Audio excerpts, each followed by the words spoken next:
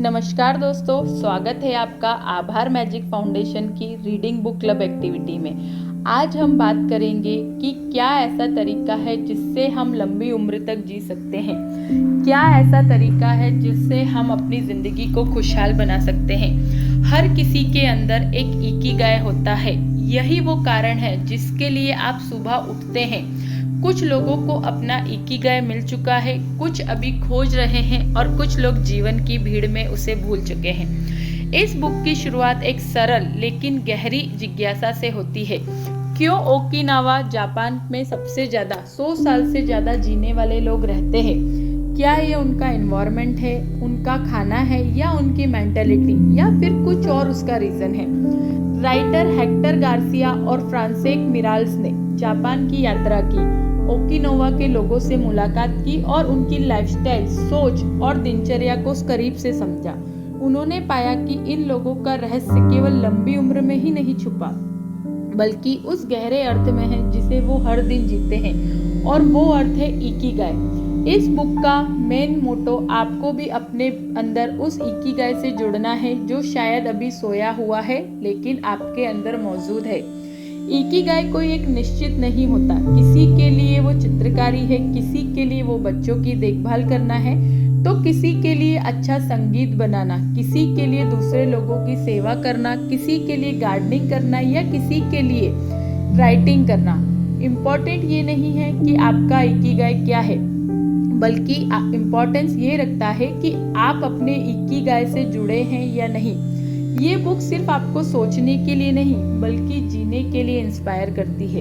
Ikigai की खोज एक सवाल से नहीं होती, बल्कि धीरे धीरे हर दिन, हर एक्टिविटी और हर रिश्ते के जरिए होती है। तो चलिए आज भी हम इस यात्रा की शुरुआत करते हैं, जहां हम खुद से मिलने वाले हैं, जहां हम अपने इकिगाई को समझने वाले हैं। तो अगर आप हमारे चैनल पे नए हैं तो हमारे चैनल को सब्सक्राइब कीजिए, हमारे वीडियो को लाइक कीजिए और अपने फैमिली और फ्रेंड्स के साथ इसे ज़रूर शेयर कीजिए। इकिगाई की खोज, जीवन का कारण और दिशा। हर सुबह जब सूरज उगता है तो पूरी दुनिया में लाखों लोग नींद से उठते हैं, लेकिन क्या सभी लोग खुशी और उद्देश्य के साथ जागते हैं? नहीं। ज़्यादातर लोग सिर्फ एक दिन और जीने के लिए उठते हैं, बिना किसी रीज़न के। लेकिन जापान की संस्कृति में एक बड़ा ही फेमस शब्द है जो पूरे आपके सोचने को ढंग को बदल देता है, इकिगाई। ये वर्ड सुनने में तो बहुत साधारण लग सकता है, लेकिन इसका अर्थ बहुत गहरा है। इकिगाई का अर्थ है जीवन जीने का कारण, यानी वो वजह जिसके लिए आप हर सुबह उठते हैं। इकिगाई दो जापानी वर्ड से मिलकर बना है। इकी का अर्थ है लाइफ और गाई का अर्थ है रीजन। ये विचार आपकी जीवन से शैली में समाया हुआ है, विशेषकर ओकिनावा जैसे क्षेत्र में जहाँ लोग 100 वर्ष से ज़्यादा जीते हैं, न केवल उम्र में बल्कि आनंद और संतोष में। उनकी लंबी उम्र का रहस्य केवल उनका खान पान, एक्सरसाइज या मेडिकल फैसिलिटी नहीं, बल्कि उनके अंदर छुपे हुए वो उद्देश्य है जो उन्हें जीने के लिए इंस्पायर करता है। इकिगाई हमें सिखाता है कि जीवन सिर्फ सांस लेने का नाम नहीं है, ये हर उस क्षण को मीनिंगफुल बनाने की प्रोसेस है जहां आप कुछ ऐसा करते हैं जो आपको हैप्पी करता है, जिसमें आप अच्छे हैं, जिससे दुनिया को आप कुछ दे रहे हैं और जिससे आप अपनी लाइफ को चला रहे हैं। इकिगाई कोई भारी भरकम शब्द नहीं जिसे समझना मुश्किल हो। यह एक साधारण सा जीवन जीने का तरीका है, लेकिन बहुत अवेयरनेस के साथ। फॉर एग्जाम्पल, एक लेडी जो हर दिन बच्चों को स्कूल ले जाती है और इस प्रोसेस में उसे बहुत खुशी और सेटिस्फेक्शन मिलता है, वही उसका इकिगाई हो सकता है। वहीं एक ओल्ड व्यक्ति जो बगीचे में गार्डनिंग करता है, पेड़ पौधे लगाता है, एक राइटर जो लिखते समय अपने अंदर की भावनाओं को उकेर देता है, या एक कारीगर जो हर दिन कुछ नया क्रिएट करता है, ये सभी अपने अपने इकिगाई के रास्ते पर है। इकिगाई एक सर्कल की तरह है जिसमें 4 चीजें होती हैं। सबसे पहले, आपको क्या पसंद है, लव। आप किसमें अच्छे हैं, आपकी स्किल। नंबर 3, दुनिया को किस चीज की जरूरत है, नीड। नंबर 4, आप किससे अपनी जिंदगी चला सकते हैं? पैसा। जब ये चारों बातें किसी एक जगह पर मिलती है, वहीं आपका इकिगाई जन्म लेता है। लेकिन जरूरी नहीं कि सब कुछ परफेक्ट हो। कई बार आपका इकिगाई सिर्फ आपको क्या पसंद है और आप किसमें अच्छे हैं से ही शुरू हो सकता है। इकिगाई केवल लक्ष्य नहीं, यह एक यात्रा है खुद को खोजने, निखारने और संसार से जुड़ने की। ये यात्रा अंदर से शुरू होती है, बाहर की दुनिया तक जाती है और फिर वापस आपके अंदर, आपके आत्मा के केंद्र में लौट आती है। पार्ट 2, लंबी उम्र का रहस्य। ओकिनावा के लोग शरीर मन को संतुलन और फ्लो की शक्ति से जोड़ के रखते थे। जापान के दक्षिण में स्थित एक बहुत सुंदर सा आइलैंड है ओकिनावा। ये जगह सिर्फ अपनी प्राकृतिक सुंदरता के लिए ही प्रसिद्ध नहीं है, बल्कि यहाँ के लोग लंबी उम्र, अपनी एनर्जी और हैप्पीनेस के लिए जाने जाते हैं। पूरी दुनिया में ओकिनावा को सेंचुरी क्लब के नाम से जाना जाता है, क्योंकि यहाँ पर 100 साल से ऊपर के लोगों की संख्या सबसे ज़्यादा है। लेकिन क्या इसका रहस्य सिर्फ भोजन और वहाँ का एनवायरनमेंट है? नहीं, इसका असली रहस्य उनके जीवन की शैली और उनकी इकिगाई में छुपा है। ओकिनावा के लोगों की सबसे बड़ी विशेषता है उनका एक्टिव रहना।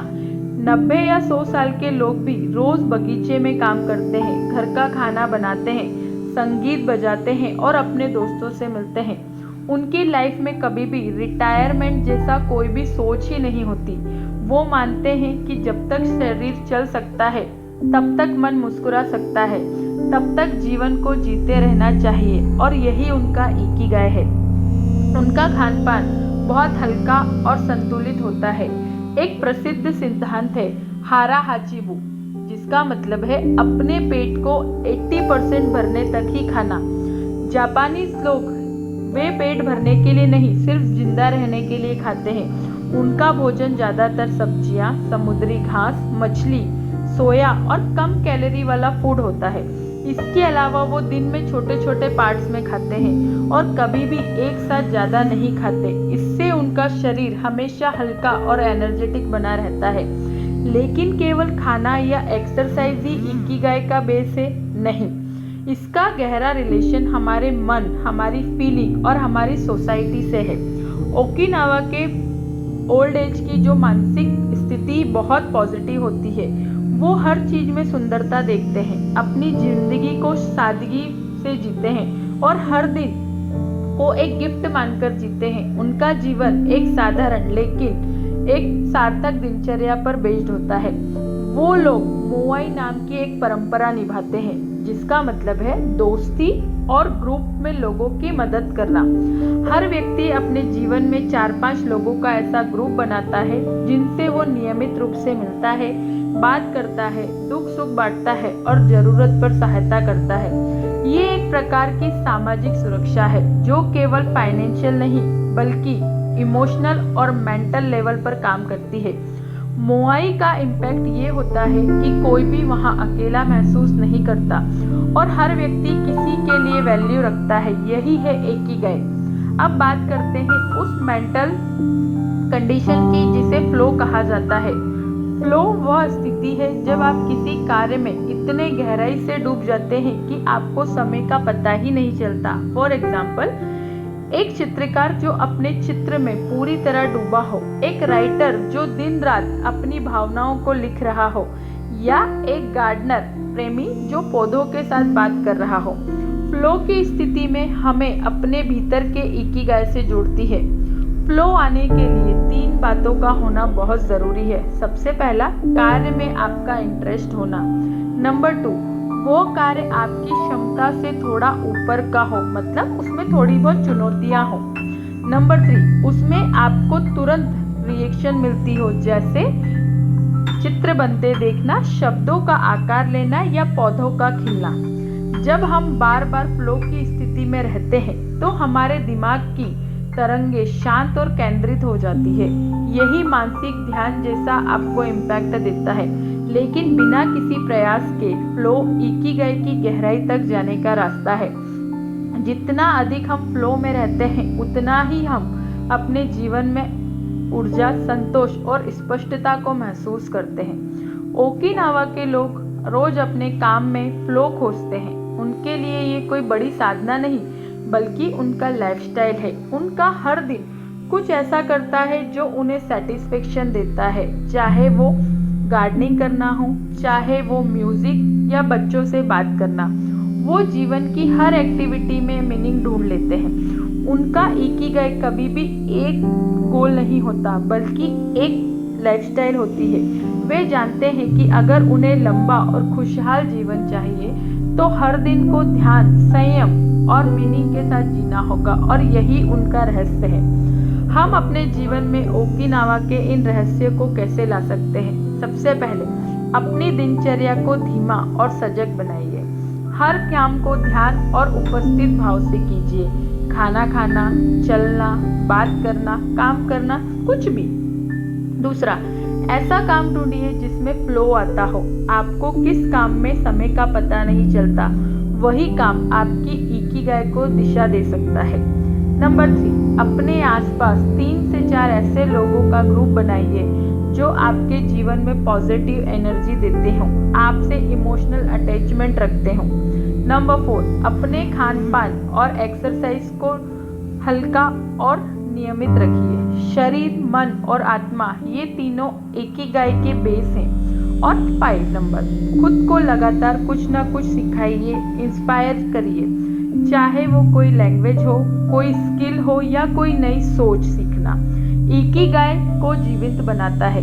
इकिगाई हमें सिखाता है कि हमारे जीवन का उद्देश्य कहीं बाहर नहीं, हमारे भीतर ही छुपा है। बस उसे खोजने के लिए ध्यान, धैर्य और आत्म जागरूकता की जरूरत है।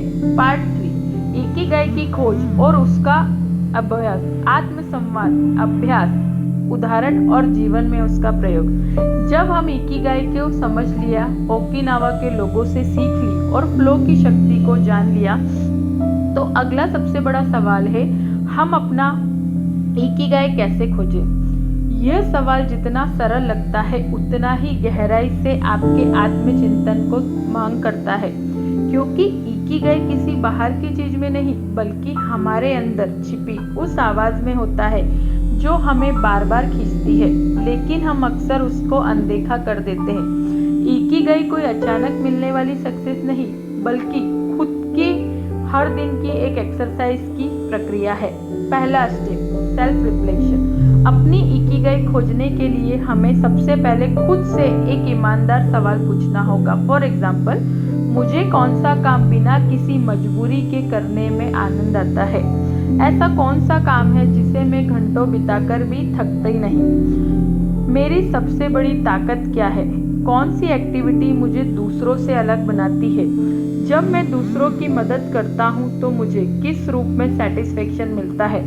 इन सवालों की उत्तर शुरुआत में आपको साफ नहीं होंगे, लेकिन जब आप उन्हें लिखते हैं, उन पर फोकस करते हैं, तो धीरे धीरे आपके सामने एक पैटर्न आता है और वही पैटर्न आपका इकिगाई बन सकता है।